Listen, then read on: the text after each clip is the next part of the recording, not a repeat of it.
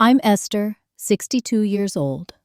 My husband Richard built a tech empire worth $65 million before his heart suddenly gave out last month.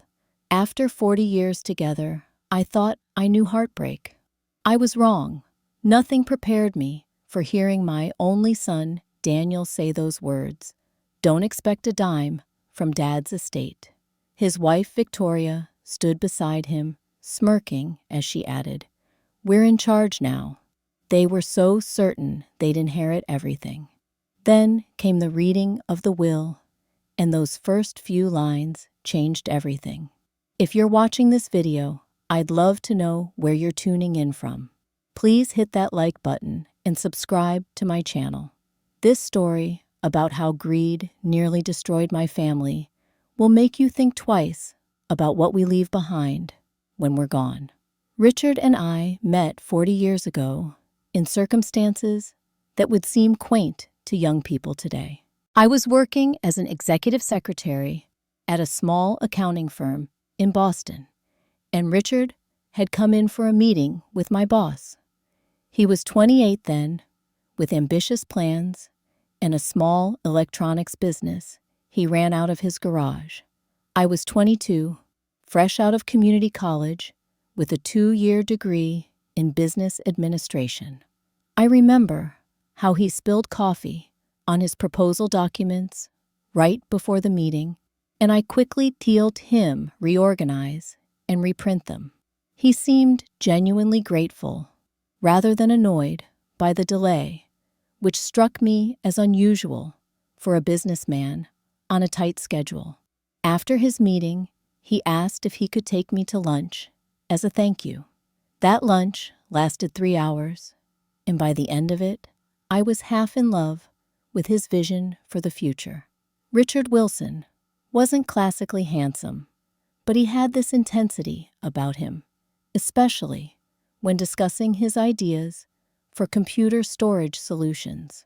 At that time, personal computers were just beginning to enter homes, and Richard foresaw a future where data storage would become critical to both businesses and individuals. Everyone will need somewhere safe to keep their information, he told me over dessert, his eyes bright with certainty. And the current solutions are bulky, expensive, and unreliable. I can make something better. Our courtship was swift and practical, much like Richard himself. Within 6 months, we were married in a simple ceremony with just family and a few friends. My parents were concerned about the speed, especially since Richard was essentially a startup entrepreneur with more ideas than money. My father, a factory foreman who'd worked the same job for 30 years, couldn't understand why Richard would choose the uncertainty of entrepreneurship over a stable corporate job. "He's going to crash and burn," Dad warned me. "Then what will you do?" But I believed in Richard. I'd seen his prototypes, heard his plans, and watched him work tirelessly day and night. There was a methodical brilliance to his approach that gave me confidence, even when our first apartment was barely bigger than a shoebox, and our furniture consisted of yard sale finds and hand-me-downs. Those early years were lean but happy. I continued working at the accounting firm while Richard developed his first commercially viable data storage system. Evenings and weekends, I helped with bookkeeping and administrative tasks for his fledgling company, which he'd named SecureTech. We converted our spare bedroom into an office with a folding table serving as his workbench and our dining table doing double duty for meals and packaging shipments. Richard's first big break came when a mid-sized insurance company ordered 50 of his storage systems. The order meant we could finally rent a small warehouse space, and Richard could hire 2 part-time employees to help with assembly. I remember the night we received that purchase order. Richard picked me up and spun me around our tiny kitchen, both of us laughing, with a mixture of joy and relief. "This is just the beginning, Esther," he promised. "You believed in me when nobody else did. I'll never forget that." 3 years into our marriage, when SecureTech had grown enough to support us comfortably, we decided to start a family. Daniel was born on a rainy April morning after 18 hours of labor. Richard, who had been awake the entire time, held our son with trembling hands and tears in his eyes. "He's perfect," Richard whispered. "Our little legacy." From the beginning, Daniel was the center of our world. Richard, despite his growing business demands, was a devoted father. He would come home no matter how late, tiptoe into the nursery, and just watch Daniel sleeping. As our son grew, Richard involved him in age-appropriate aspects of the business, from letting the toddler Daniel help put stickers on packaging to later bringing him to the office on school holidays. SecureTech expanded rapidly throughout the 1980s and early 1990s as personal computers became household items and businesses increasingly digitized their operations. Richard's innovations in data storage consistently outperformed competitors, and by the time Daniel was 10, we had moved from our modest starter home to a beautiful colonial in Wellesley, one of Boston's most prestigious suburbs. The company had grown to over 200 employees, with manufacturing facilities in Massachusetts and California. Richard had transformed from a garage tinkerer to the CEO of a thriving technology company, though he remained remarkably humble about his success. He still drove the same mid-range sedan for years after we could afford luxury vehicles, and he insisted on flying economy class for business trips. "Every dollar we waste is a dollar we can't invest in innovation or our people," he would say, whenever I suggested he could afford some small luxury. As Daniel entered his teenage years, I worried that growing up in increasing wealth might spoil him. Richard shared these concerns, and we both worked hard to instill the values of hard work and appreciation in our son. Summers were spent working at SecureTech in various departments, starting in the mailroom and working his way up.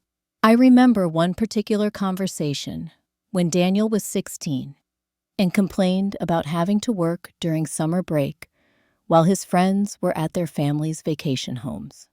"Dad, we have more money than all my friends' parents combined," he argued over dinner. "Why do I have to spend my summer packing boxes in a warehouse?" Richard set down his fork and looked our son directly in the eye. "Daniel, everything we have came from hard work and understanding value. I started in a garage with an idea and determination. The day you think you're entitled to success without effort is the day you begin to fail." Daniel rolled his eyes, but continued his summer job. And to Richard's credit, he made sure the experience was educational rather than punitive. Each Friday afternoon, he would take Daniel to lunch and ask for his observations about company operations, treating his input with genuine interest. Many improvements to workflow actually came from these father-son discussions, which gave Daniel a sense of contribution and pride. Our family life wasn't all work and business lessons. Richard made time for camping trips where we would disconnect from technology completely. He coached Daniel's Little League team until our son outgrew the program. We took one significant family vacation each year, alternating between educational trips to historical sites and relaxing weeks by the ocean. During Daniel's high school years, our family dynamic was strong. He was a bright student with his father's analytical mind and a natural charisma that made him popular among his peers. Richard and I attended every school event, science fair, and baseball game. Daniel seemed destined to follow in his father's footsteps, showing genuine interest in both the technological and business aspects of secure tech. When it came time for college applications, Daniel set his sights on top business schools. With his excellent grades, strong extracurriculars, and admittedly, the advantage of being the son of a successful entrepreneur, he was accepted to Wharton School of Business at the University of Pennsylvania. Richard and I couldn't have been prouder the day we dropped him off at his dormitory, although I cried the entire drive back to Boston. "He'll be fine," Richard assured me, patting my hand as I sniffled beside him. "We raised him right. He knows what matters." If only we had known how quickly things would change. The transformation in Daniel began subtly during his first semester at Wharton. His calls home became less frequent, and when we did speak, his conversations were peppered with names of classmates from wealthy families and references to exclusive clubs and events. Richard brushed off my concerns, suggesting it was normal for college students to explore new social circles. By Thanksgiving break, the changes were more noticeable. Daniel arrived home with designer luggage and clothes, explaining them away as gifts from new friends. During dinner, he spoke less about his classes and more about networking opportunities and connections he was making with the children of CEOs and financial titans. "Business school isn't just about what you learn in classrooms, Dad," he explained with a new air of superiority. "It's about who you know and the doors they can open." Richard frowned slightly, but nodded. "Connections matter in business, that's true, but they're worthless without substance behind them. What are you actually learning?" Daniel launched into a critique of one of his professors, suggesting the man's business theories were outdated. "He's never even run a real company." Daniel scoffed. "Just another academic who thinks he understands the real world." I caught Richard's eye across the table, sharing a moment of silent concern.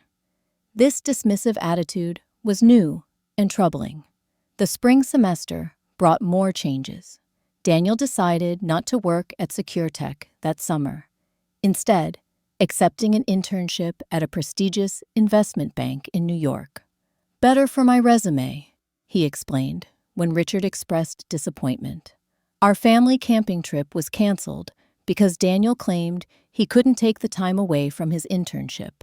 It was during his junior year that Victoria entered the picture. Daniel mentioned her casually at first, just another study partner in his finance class. But soon, her name dominated his conversations. Victoria Green was the daughter of a Manhattan real estate developer, raised in wealth and accustomed to luxury from birth. When Daniel first brought her home during spring break, I tried to reserve judgment, but found it difficult. Victoria was undeniably beautiful, with perfectly highlighted blonde hair, impeccable designer clothes, and the kind of polished manners that somehow still managed to convey condescension. She complimented our home with a tone that suggested surprise, that it was actually nice. When I served a homemade meal, she picked at it delicately, while asking if we ever dined at certain exclusive Boston restaurants. "Victoria's family has a private chef," Daniel explained, as though this was something I should be impressed by. "They hardly ever cook at home." "How convenient," I replied, trying to keep my tone neutral. "Though I've always found cooking for my family rewarding." Victoria smiled thinly. "Well, when you're running multiple businesses and sitting on charity boards, like my mother, convenience becomes necessary." Richard, always more diplomatic than me, steered the conversation toward Victoria's studies and career plans. She spoke confidently about joining her father's real estate empire after graduation, perhaps expanding into commercial properties. When Richard asked about her interest in technology, she laughed lightly. "Real estate is tangible," she said. "Technology changes too quickly. Today's innovation is tomorrow's obsolete junk." I watched Richard's face, carefully, knowing how deeply those words would cut.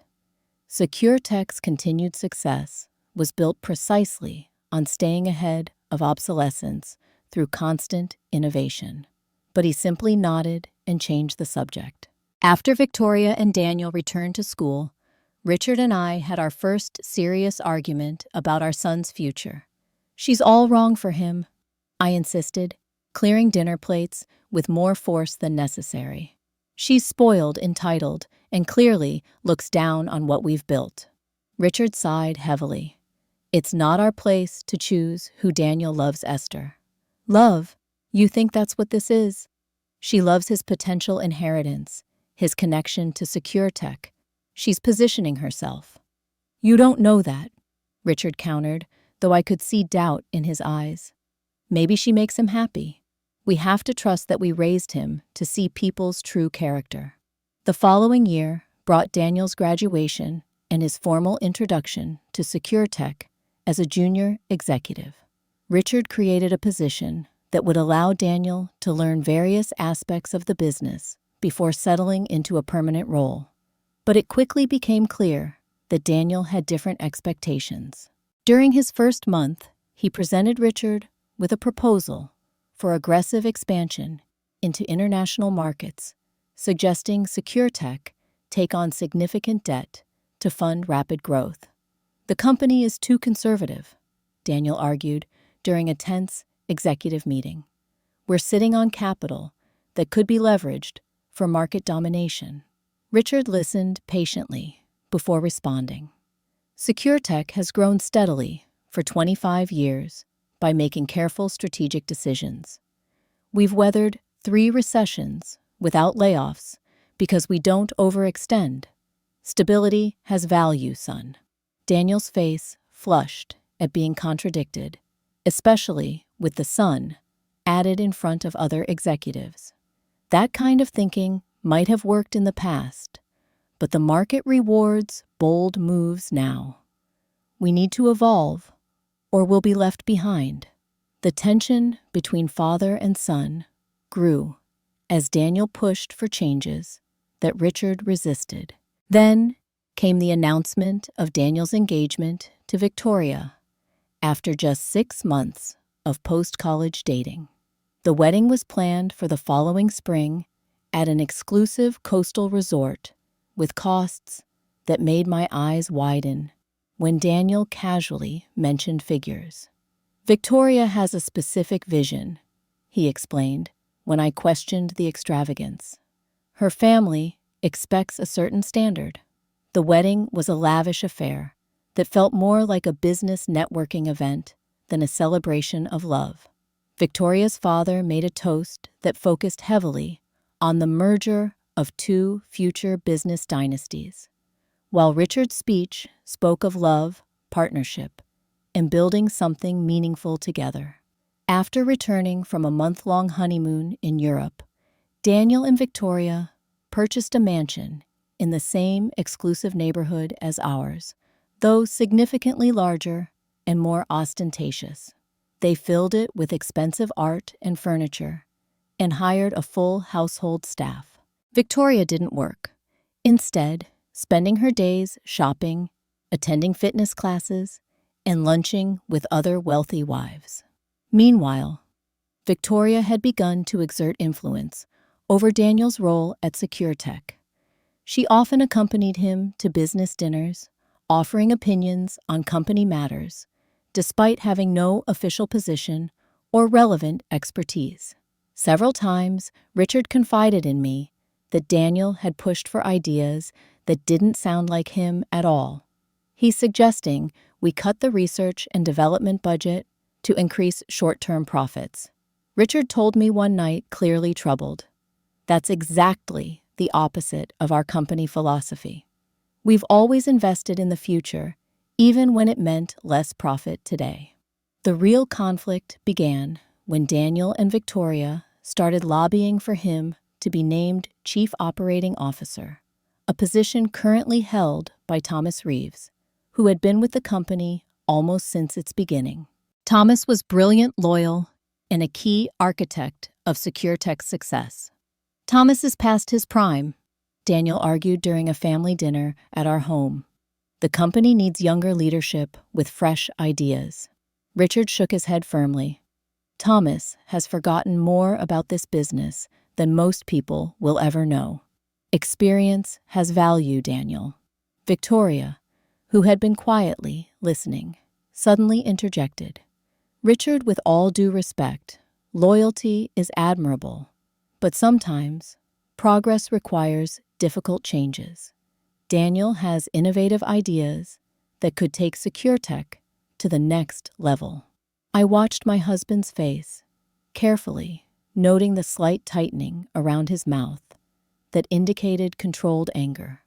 Victoria, he said calmly, I appreciate your interest in the company, but these decisions are made based on what's best for SecureTech's long-term health, not based on family connections. The dinner ended awkwardly, and in the weeks that followed, Daniel began circumventing his father, meeting privately with board members and key investors. Richard learned of these meetings from concerned colleagues and confronted Daniel in his office. I wasn't present for the conversation, but Richard recounted it later that night. He told me I was holding the company back. Richard said, his voice tight with hurt. My own son said I should gracefully step aside and let the next generation take over. What did you say? I asked, sitting beside him on our bed. I reminded him that I founded this company, built it from nothing, and that SecureTech's success came from a philosophy he seems eager to abandon. I told him he hasn't earned the right to demand anything. Richard rubbed his face tiredly. Esther, I don't recognize him anymore. It's like Victoria and those Wharton friends have completely changed his values. Richard's health began to decline shortly after this confrontation, though he hid the severity from everyone except me and his doctor. A series of tests revealed a serious heart condition that required him to reduce stress and consider stepping back from day-to-day operations. This medical reality forced us to have difficult conversations about the future of SecureTech and our family legacy. Late one night, after reviewing options with our financial advisors and lawyers, Richard made a decision. I can't leave the company to Daniel. As things stand now, he told me, his voice heavy with regret. He's not ready. His judgment is compromised, and I believe Victoria's influence is pushing him toward decisions that would destroy everything we've built. Are you sure? I asked, though I agreed with his assessment. He's still our son. Richard nodded slowly. I love him, Esther. That's why I can't enable his worst instincts. Sometimes the kindest thing you can do for someone is not give them what they want. The next day, Richard met privately with Marcus Goldstein, his longtime friend and the company's legal counsel. They spent hours in Richard's home office, and when they emerged, Richard seemed both sad and relieved. It's done, was all he said, and I understood he had finalized his will and succession plan for the company. I never imagined we would need those arrangements so soon.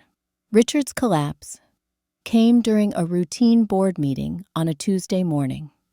Daniel had just finished presenting his latest proposal for international expansion, which included significant budget cuts to existing product lines to fund the new initiative. According to witnesses, Richard stood to respond, clutched his chest, and crumpled to the floor. By the time I reached the hospital, it was too late.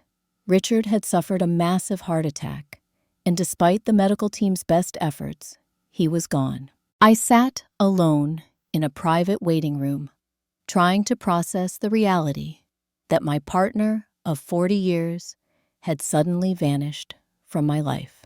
Daniel arrived 30 minutes after I called him, Victoria in tow.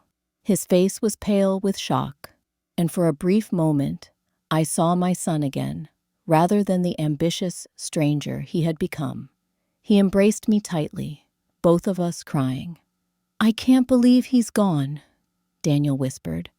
"We were just arguing about that stupid proposal, and then it wasn't your fault," I assured him, though part of me wondered if the stress of their ongoing conflicts had contributed to Richard's heart failure. The doctor said his condition was serious. It could have happened any time.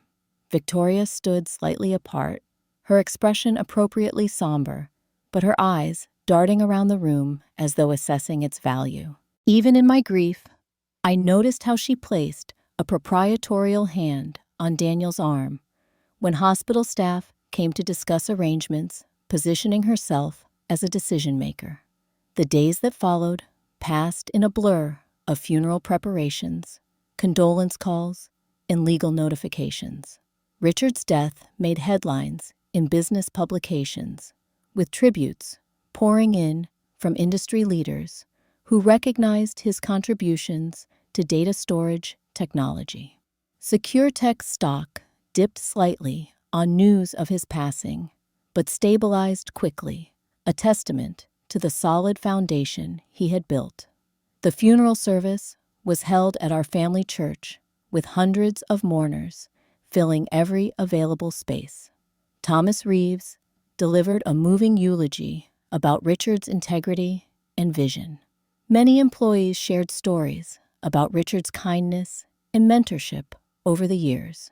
Daniel spoke briefly, his voice breaking as he described his father's influence on his life. It was a beautiful tribute that made me wonder if perhaps grief would restore some perspective to my son. That hope was short-lived. At the reception following the service, I overheard Victoria speaking to her parents near the buffet table. "Of course, Daniel will take over as CEO," she was saying confidently. "The board might resist initially, but as majority shareholder, he'll have the final say." Her mother nodded approvingly. "Such a shame about Richard, but at least the transition will be smooth. Have you thought about what you'll do with the family home? It could use a complete renovation to bring it up to standard." I moved away before they noticed me, my grief now mingled with indignation. They were already dividing assets and making plans less than a week after Richard's death, without any consideration for my feelings or position. The evening after the funeral, Daniel and Victoria came to the house, ostensibly to check on me. As I served coffee in the living room, Daniel cleared his throat awkwardly. "Mom, Victoria and I have been talking," he began, avoiding my eyes. "We think it might be good for you to consider moving somewhere smaller, maybe a nice condo in the city. This house has so many memories, and the maintenance is substantial." I set down the coffee pot with deliberate care. "This is my home, Daniel. Richard and I built it together. I have no intention of moving." Victoria leaned forward with a sympathetic expression that didn't reach her eyes. "Esther, we understand your attachment, but you have to admit this place is too large for just one person. Besides, Daniel will need to establish himself as the new head of the Wilson family, and this house is part of that image." My shock must have shown on my face, because Daniel quickly interjected. "What Victoria means is that we want to help you transition to something more manageable. The company will be going through changes, and will need to host business events like Dad used to." "What changes?" I asked sharply. "Richard has only been gone a few days. Surely major decisions can wait for a proper mourning period." Daniel shifted uncomfortably. "The business doesn't stop, Mom. As Dad's heir, I need to take control quickly to ensure stability." "You're making assumptions, Daniel. I said carefully. Your father's will hasn't even been read yet. Victoria's perfectly arched eyebrows rose slightly. Surely you don't think Richard would have left control to anyone else? Daniel is his only son and has been groomed for this role. Richard made his own decisions. I replied evenly. We'll all know his wishes when Marcus reads the will. Daniel's expression hardened. Let's be clear, Mom. Dad built SecureTech for the family legacy. I'm the natural successor, regardless of what legal formalities we need to go through. I felt a chill at his tone. Your father built SecureTech through hard work, innovation, and treating people with respect. Those are the values that matter, not bloodlines. Daniel stood abruptly, his patience visibly thinning. I've been patient with your grief, Mom, but you need to accept reality. Things are changing. The company is moving in a new direction under my leadership. The will hasn't been read, I repeated firmly. He looked down at me with an expression I'd never seen before, a mixture of pity and disdain. Don't expect a dime from Dad's estate beyond the basic widow's provision. The company and everything that matters belongs to me now. Victoria rose and placed a manicured hand on my shoulder. We're in charge now, Esther. It would be better for everyone if you accepted that gracefully and stepped aside. After they left, I sat alone in the house that had been filled with love and respect for decades now sullied by their callous assumptions. For the first time since Richard's death, I allowed myself to fully break down crying until no more tears would come. The next morning, I called Marcus Goldstein and requested a meeting. As Richard's closest friend and legal advisor, Marcus had been like family to us for years. He agreed immediately, suggesting I come to his office where we could speak privately. Marcus's law firm occupied the top floor of a downtown high-rise with views of Boston Harbor. His corner office was understated but elegant, much like the man himself. At 70, Marcus had silver hair and the kind of dignified bearing that came from decades of handling complex legal matters for wealthy clients.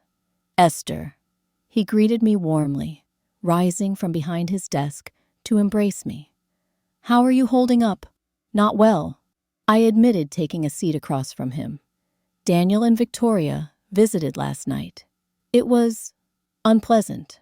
Marcus's expression grew serious. What happened?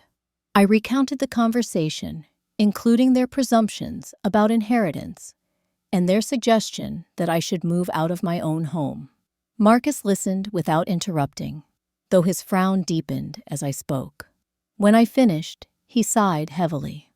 I was afraid of this. Richard was concerned about Daniel's judgment and Victoria's influence. That's why he asked me to make certain arrangements. What arrangements?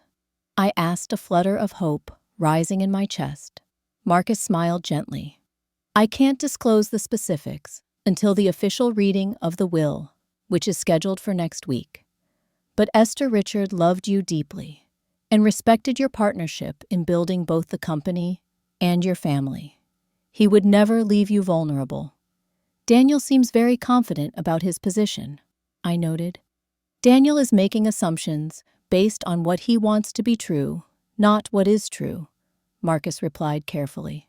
Richard made his decisions after considerable thought and consultation. The reading of the will may contain some surprises for those who presume to know his mind.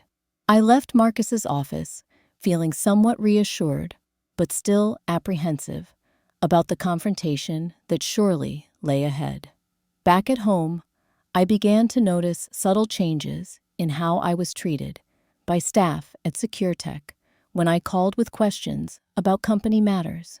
People who had been warm and helpful for years now seemed hesitant, often suggesting I speak directly with Daniel. Things are in transition, one longtime secretary explained apologetically. Mr. Wilson, Daniel, has asked that all executive decisions be routed through him for now. Over the next few days, Daniel made his first moves as presumptive heir. He called an emergency board meeting without inviting me, though I still held Richard's board seat until the succession was officially determined.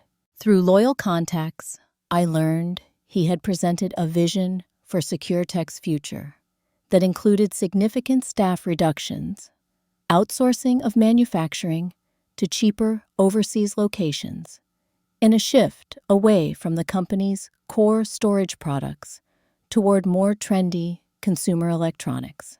Thomas Reeves and several other longtime executives had apparently objected strongly, pointing out that these changes contradicted the company philosophy that had brought consistent profitability for decades. Daniel had dismissed their concerns as outdated thinking and implied that personnel changes would be coming for those who couldn't adapt to new leadership. Meanwhile, Victoria had begun hosting lavish dinners at their mansion, inviting potential business partners and influential industry figures. According to friends who attended, she introduced herself as Victoria Wilson, wife of SecureTech's new CEO, despite Daniel not officially holding that title yet. At one such event, she had reportedly taken several guests on a tour of their home, pointing out artwork and furnishings, while commenting, "We'll be moving to the main family estate soon, of course. Daniel's mother is still living there temporarily, but we have extensive renovation plans once that's sorted out." Each new report increased my anxiety about the reading of the will. Had Richard truly protected the company and me from Daniel's ambitions, or would his natural desire to provide for his only son override his concerns about Daniel's business judgment? The day before the scheduled reading, I found myself drawn to Richard's home office, a room I had avoided since his death. It still smelled faintly of his cologne and the leather-bound books he collected. On his desk sat the family photograph we had taken at Daniel's college graduation, all three of us smiling broadly, Daniel's arm around each of us. How had we gone from that moment of family unity to where we were now, with Daniel and Victoria, essentially waiting for me to be removed from my own home? When had my son's ambition eclipsed his compassion? With trembling hands, I opened Richard's desk drawer and found his personal journal, a habit he had maintained for decades. The final entry was dated just 2 days before his death. "I met with Marcus today to finalize everything. It's the hardest decision I've ever made, but I believe it's the right one. Daniel isn't ready. Perhaps he never will be if he continues down this path with Victoria. The company is bigger than any one person, even my son. The people who helped build SecureTech deserve protection from reckless decisions. Esther will understand, though it will break her heart too. She sees what I see, that our son has lost his way. I can only hope that someday Daniel will understand. This wasn't done out of lack of love, but because of it. Sometimes the truest legacy isn't what you give, but what you withhold until the right time." I closed the journal, tears streaming down my face, but with a new sense of resolve. Richard had made his decision with clear eyes and a heavy heart. Tomorrow, we would all learn exactly what that decision entailed. The official reading of Richard's will was scheduled for 10 o'clock on a Wednesday morning in the main conference room of Marcus Goldstein's law firm. I arrived 15 minutes early, my stomach knotted with tension. Marcus greeted me in the lobby and escorted me upstairs, his steady presence providing some comfort. "Remember Esther," he said quietly as we walked. "Richard trusted your strength. Whatever happens today, know that he believed in your ability to handle it."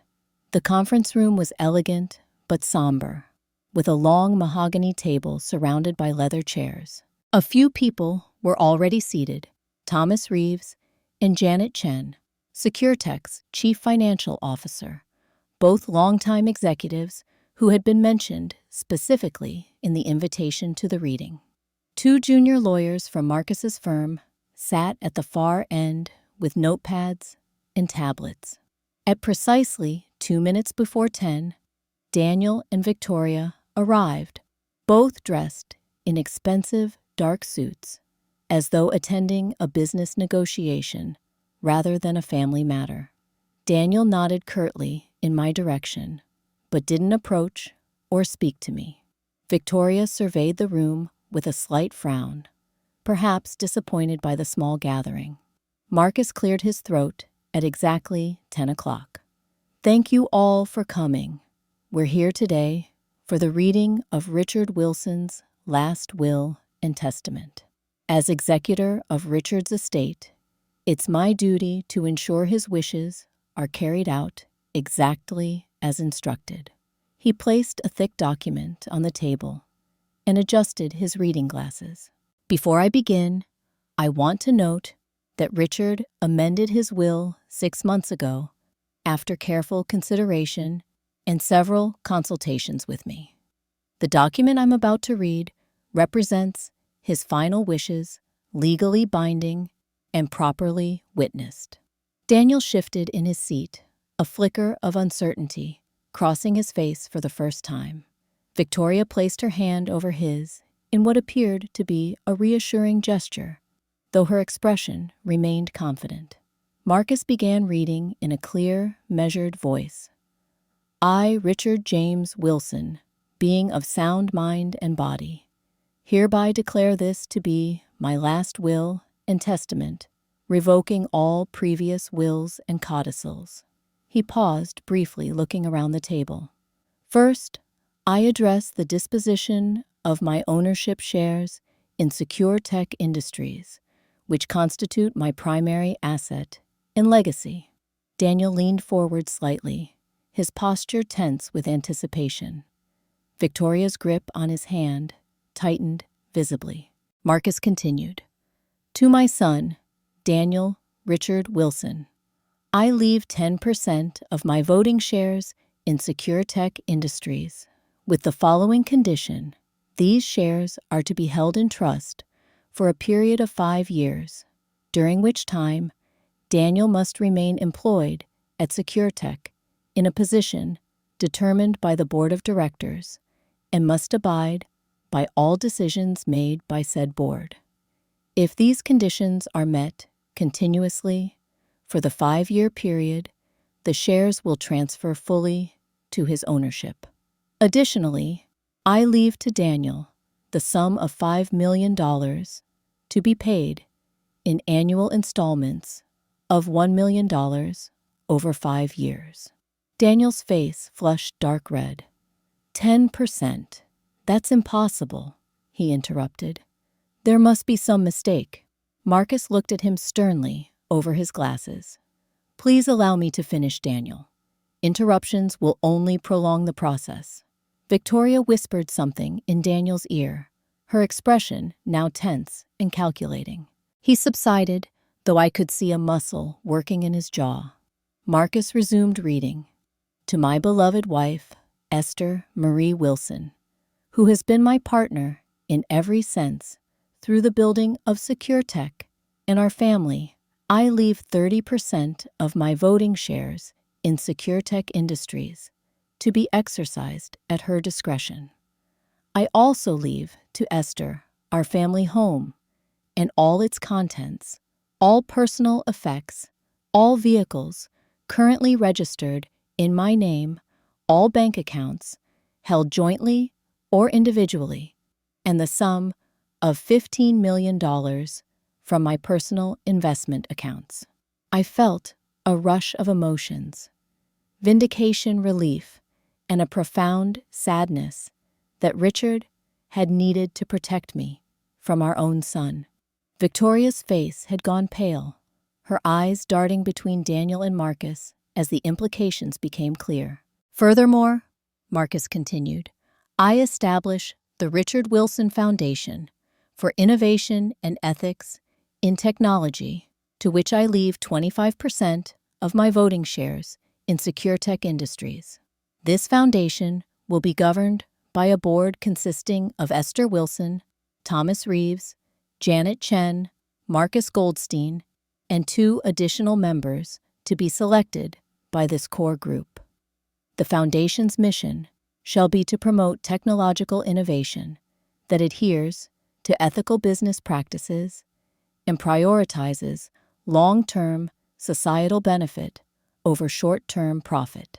Thomas and Janet exchanged surprised glances, but both nodded solemnly at the responsibility being entrusted to them. To the following 5 employees who have been with Secure Tech since its earliest days and have contributed immeasurably to its success, I leave a combined 25% of voting shares divided equally among them. Marcus read off 5 names, including Thomas Reeves and Janet Chen, all people who had dedicated decades to building Secure Tech alongside Richard. The remaining 10% of voting shares, Marcus concluded, will be held by Secure Tech Innovation Labs, a new research entity to be established with the explicit purpose of continuing the company's tradition of technological advancement. This entity will be managed by a board appointed by the executor of my estate, with Marcus Goldstein serving as initial chairperson. The room fell silent as Marcus finished reading this section. The implications were clear to everyone present. Richard had ensured that no single person, especially not Daniel, could control Secure Tech's future direction. Through careful distribution of voting shares, he had created a governance structure that would require collaboration and consensus. Daniel's face had moved from shock to fury. This is outrageous, he hissed. I'm his son, his only child. The company should pass to me. Marcus remained calm. There is a personal letter from your father that addresses this directly, Daniel. Would you like me to read it now? Without waiting for a response, Marcus removed an envelope from the folder and began reading Richard's handwritten letter. My son Daniel, if you're hearing this letter, then I've passed on, and you're likely feeling betrayed by my decisions regarding Secure Tech. For that, I am truly sorry. Nothing would have made me happier than to leave my life's work entirely in your capable hands, knowing you would carry forward the values and vision that built our company. But in recent years, I've watched with growing concern as you've embraced business philosophies that contradict everything Secure Tech stands for. The company wasn't built on aggressive expansion, excessive debt, or chasing short-term profits at the expense of employees and product quality. It was built on innovation, integrity, and balance, creating excellent products while treating people fairly and planning for the long term. This isn't punishment, Daniel. It's an opportunity to earn your place at Secure Tech by demonstrating that you understand what truly made it successful. The 5-year trust period gives you time to learn from the collective wisdom of people who helped build the company, including your mother, whose contributions you seem to have forgotten or dismissed. I love you, son. I always will. But love doesn't mean giving you the power to destroy something that supports thousands of families and represents my life's work. My greatest hope is that you'll use this time to rediscover the values we once shared and eventually earn the leadership role you desire through merit rather than inheritance. With enduring love and hope for your future dad. As Marcus finished reading, I glanced at Daniel and saw something unexpected. Beneath the anger, a flicker of shame crossed his face. Victoria, however, showed no such complexity of emotion. Her expression had hardened into cold fury. This is completely unacceptable, she declared, standing abruptly. We'll contest this will immediately. Richard clearly wasn't of sound mind when he made these ridiculous arrangements. Marcus smiled slightly. I anticipated that response, Victoria. That's why Richard underwent a comprehensive psychological evaluation immediately before signing these documents. 3 separate psychiatric professionals certified his mental competence. Additionally, the entire process was videotaped with Richard explicitly stating his reasons for each decision. I can assure you, any challenge will fail. Daniel stood now, too, his face flushed. You helped him do this, he accused Marcus. You turned my father against me. On the contrary, Marcus replied evenly, I advised him to give you more than he initially intended. Richard was deeply concerned about your recent business proposals and the influence certain parties seem to have over your judgment. His eyes flickered briefly to Victoria. The structure he created gives you a path to earn greater responsibility if you demonstrate the necessary maturity and business acumen. This is a farce, Daniel snapped. My lawyers will be in touch. He grabbed Victoria's arm and strode toward the door. One moment, Marcus called. There's something else your father wanted you to know, Daniel. Daniel paused at the threshold, not turning around. The 10% of shares you've been granted make you the single largest individual shareholder after your mother. If you work within the structure your father created, you'll have significant influence.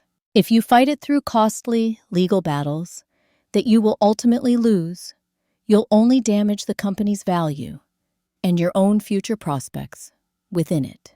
Daniel's shoulders tensed, but he didn't respond. After a moment, he and Victoria left the door, closing firmly behind them. In the silence that followed, Thomas Reeves was the first to speak. Richard was always thinking 3 steps ahead, he said quietly. He created a perfect balance of power that protects the company while still giving Daniel a path forward.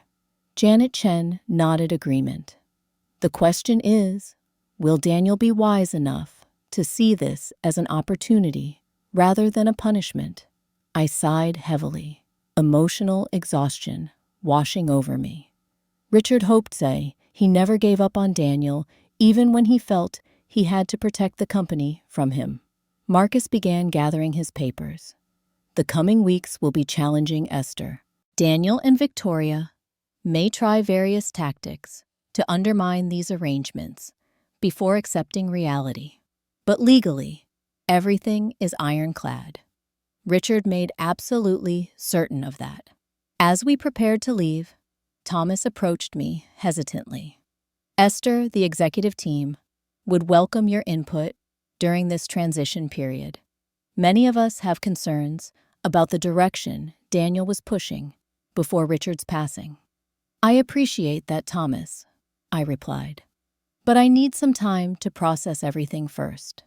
This isn't how I expected my life to unfold at 62.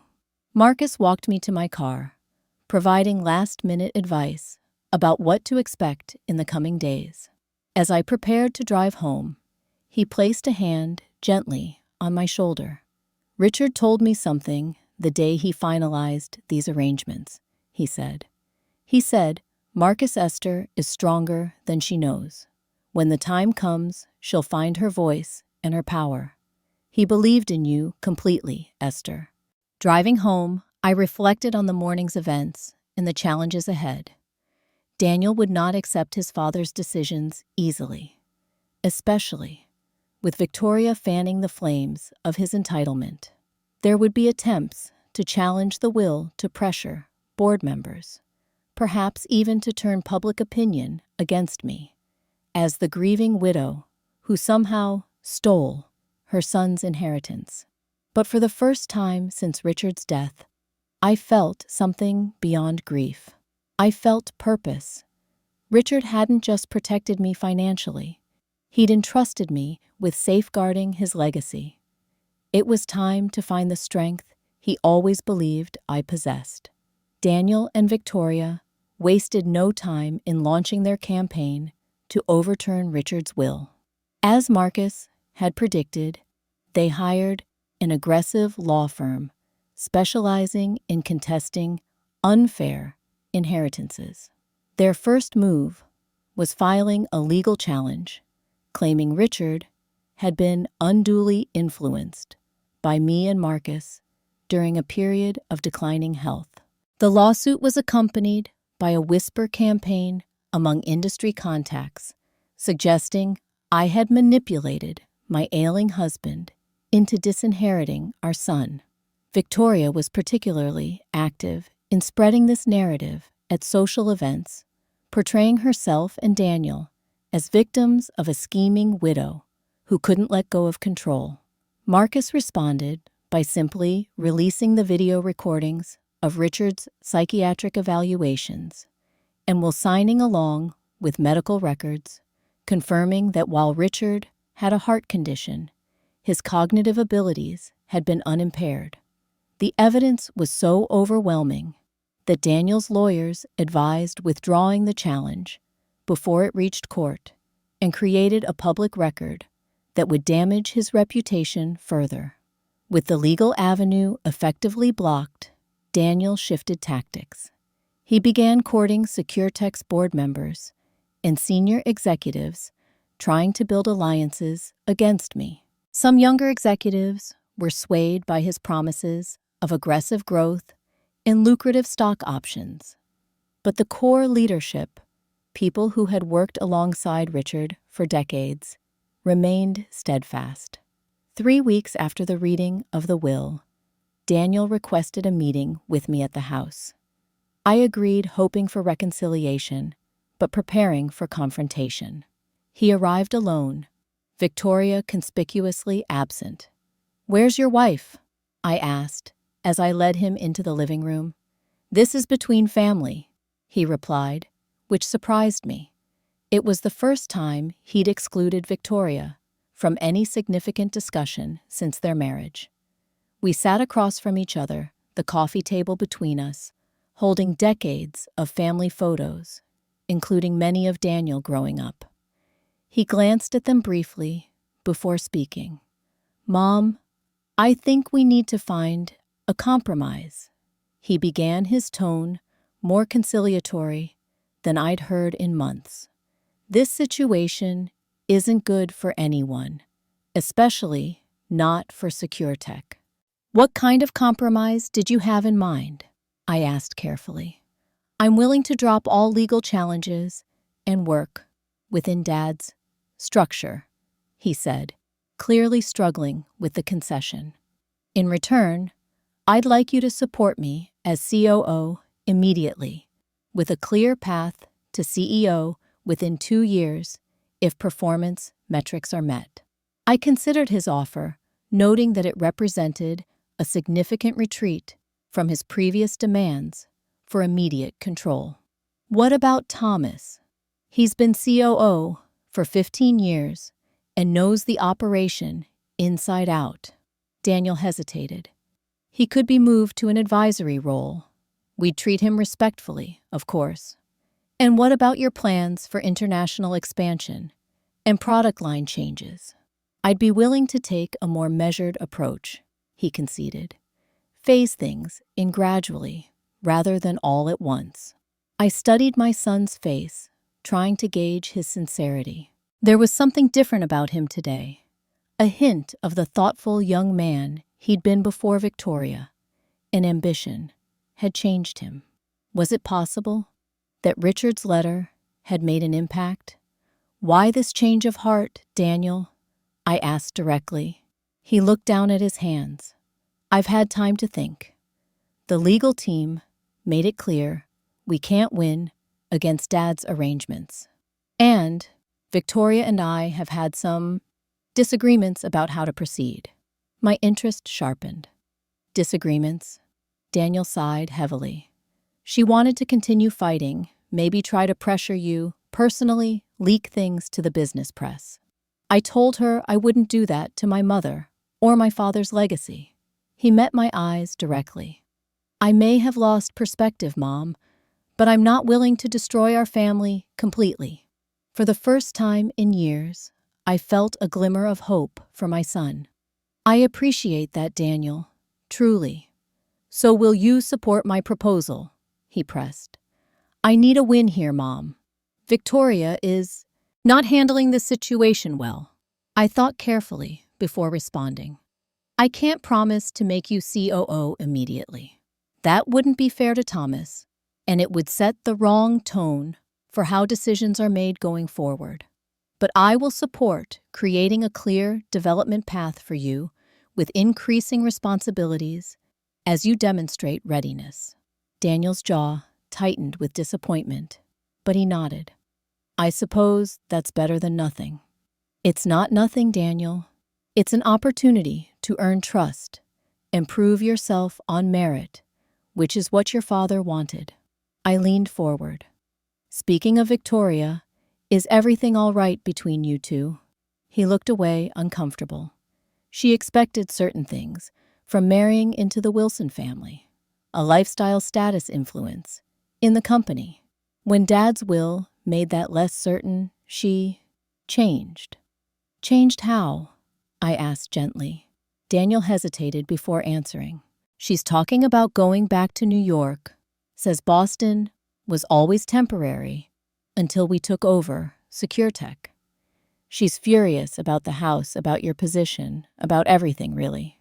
The picture became clearer.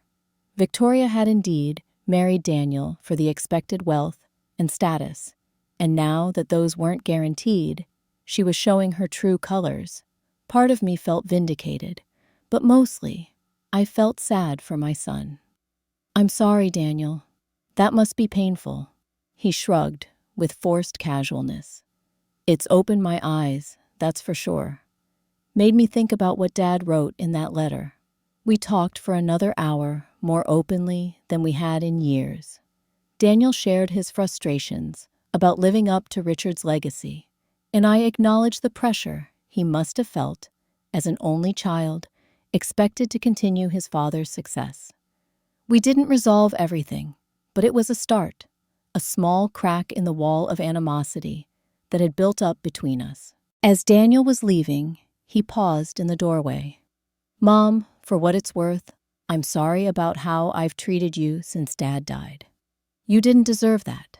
The simple apology meant more to me than he could know. Thank you, Daniel. That means a lot. The next day brought news that vindicated Richard's caution about Daniel and Victoria's business judgment. An internal audit revealed that Daniel had already committed SecureTech to several questionable contracts and preliminary agreements during the brief period when he'd assumed he would take control.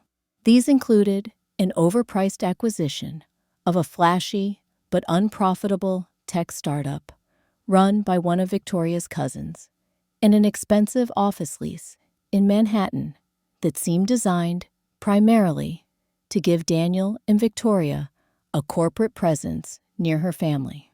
The board convened an emergency meeting to review these commitments and determine which could be legally unwound. Daniel attended, looking uncomfortable but cooperative, as Thomas Reeves detailed the financial risks of each agreement. The combined effect of these commitments would have been to drain our cash reserves within 18 months, Thomas concluded.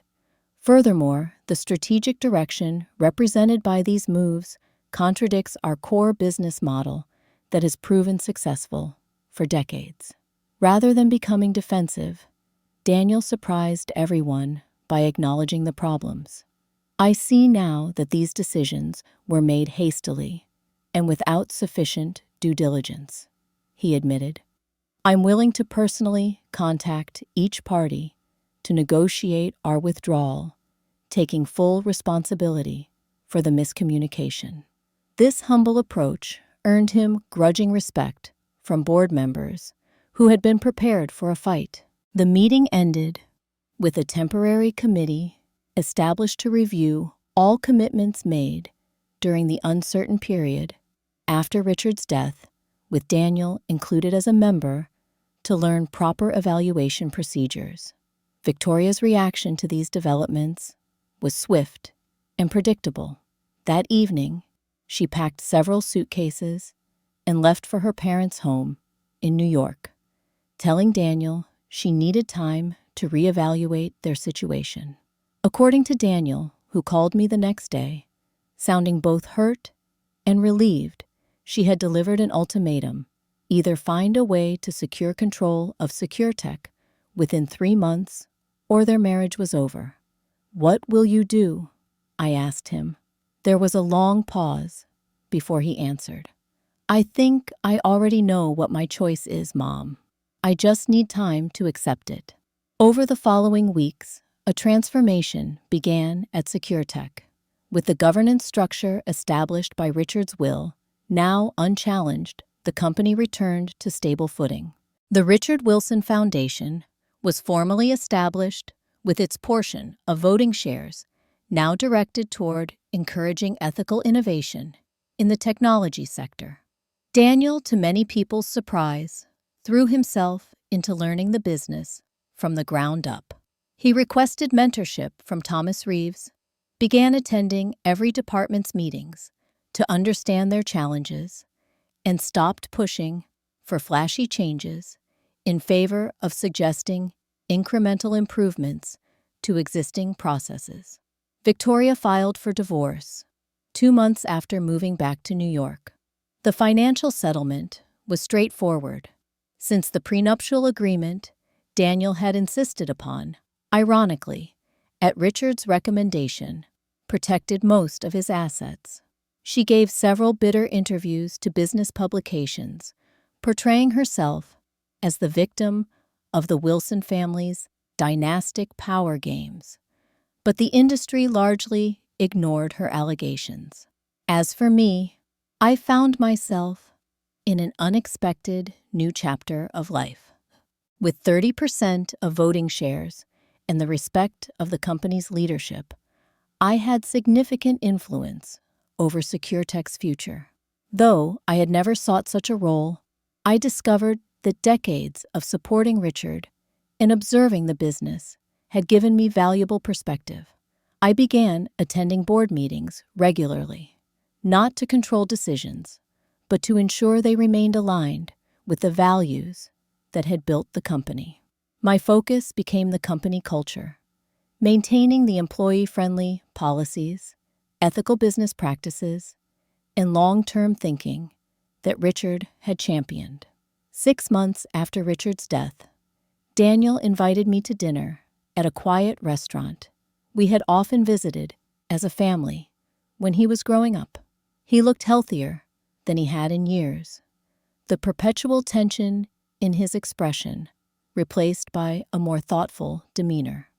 "I've been doing a lot of thinking," he told me over dinner, "about Dad, about the company, about what success really means." "And what conclusions have you reached?" I asked. "Dad was right," he said simply. "About everything.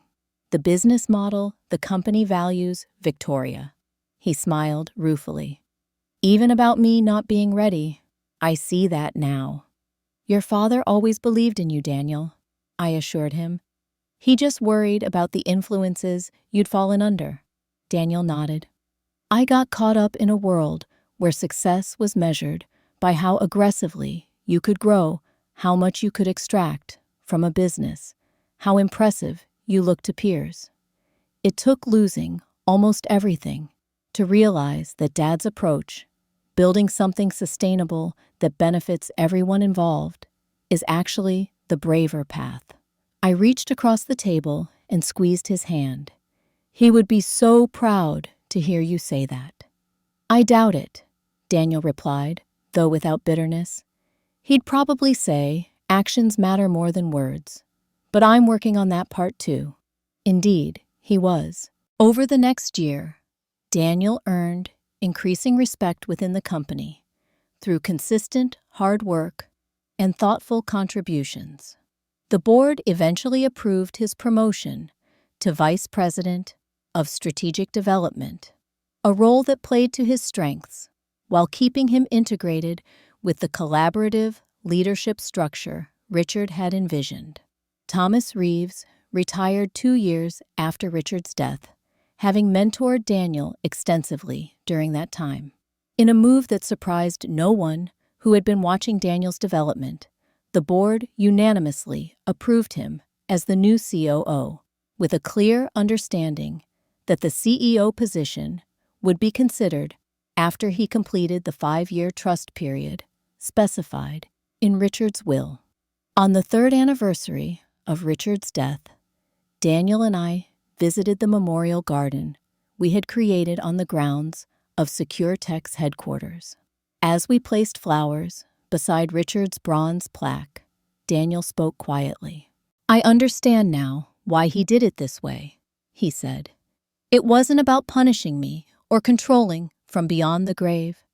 It was about protecting something valuable until I was ready to value it properly myself." "That's exactly right," I agreed. "Your father always played the long game in business and in family." Daniel smiled sadly. "This was his toughest decision, but also his wisest. I just wish I could thank him for having the courage to make it, even knowing I'd hate him for it initially." "He knew you'd understand eventually," I assured him. "That's why he structured things as he did. Not to cut you out, but to give you a path back when you were ready." As we walked back toward the main building, I reflected on the journey of the past 3 years. Richard's careful planning had indeed protected his company and legacy, but it had done something far more important. It had saved our son from his worst impulses and given him the opportunity to become the man Richard always believed he could be. The greatest inheritance, it turned out, wasn't the $65 million estate that Daniel had once been so fixated on. It was the wisdom to recognize that true value lies not in what you possess, but in what you build and how you build it. Has anyone in your family ever had to make a difficult decision out of love that wasn't understood at the time? Or have you experienced someone's true character being revealed when money and power were at stake? I'd love to hear your stories in the comments below. And if this tale of how my husband's foresight saved both our company and our son resonated with you, please hit that like button, subscribe to my channel for more life experiences, and share this video with someone who might appreciate its message. Remember that sometimes the greatest act of love isn't giving someone everything they want, but rather what they truly need to grow. Thank you for listening to my story, and I wish you wisdom in your own family journeys.